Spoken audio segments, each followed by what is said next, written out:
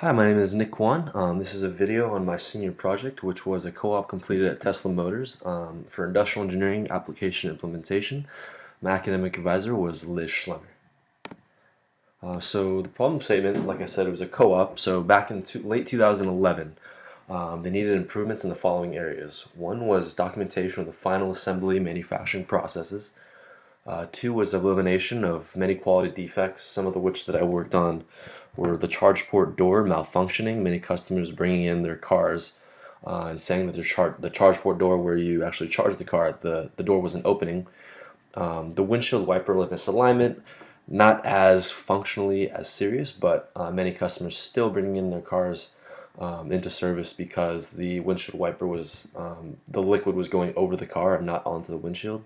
And then things like the rear seat excess gap, which actually Elon was complaining big about. I don't know exactly why, but a lot of the gaps in between the seat back where you rest your back and then the bottom where you sit, there's a lot larger gap than desired.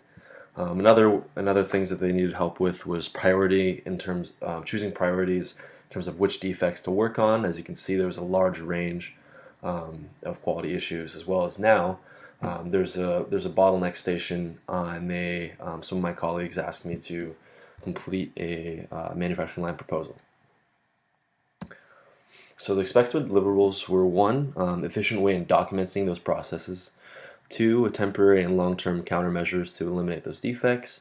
A way of reordering the defects in order to increase the value driven to the customer and the company, as well as simulation for the proposal and the line change, which I'll be completing. So the methodology in which going about it, the processes, just analyzing different ways and documenting them. There's multiple different options, and actually going through that, and once selecting one, creating the first iteration, and secondly, in order to handle the quality defects, just using a lot of tools learned in quality engineering, such as FMEA, 5 Whys, to eliminate these defects, as well as choosing a new way to prioritize the defects, using some information from database management in order to create an algorithm pulling in data from multiple sources. So literature review completed, some history on quality function deployment, which was the most important aspect of all the quality aspects.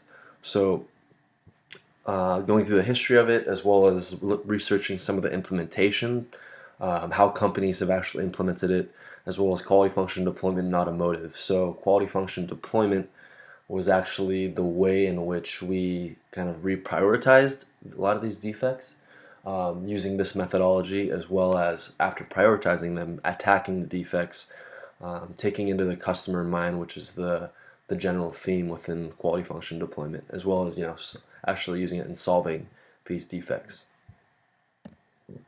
So the orientation, many different classes utilized. So firstly, IME 223 was used to analyze a lot of these processes in terms of documenting them and improving them. We needed to record a lot of the workflows, and then keeping a mentality of what we've learned all through IME, but primarily at 223 in order to continuously improve through work measurement and the standards. So a lot of the defects and choosing priority is all from IME 430, using a lot of these tools, acceptance sampling, a lot of process capability tests that we ran, as well as IME 312, learned a lot of different commands and just the general mentality, honestly, of 312 to analyze database, to make a new algorithm and pulling in data from multiple sources, as well as 443, which I will be taking next quarter to create the simulation. And we need to use the product process flow and activity analysis and everything that we will learn in order to propose a very good design. Thanks.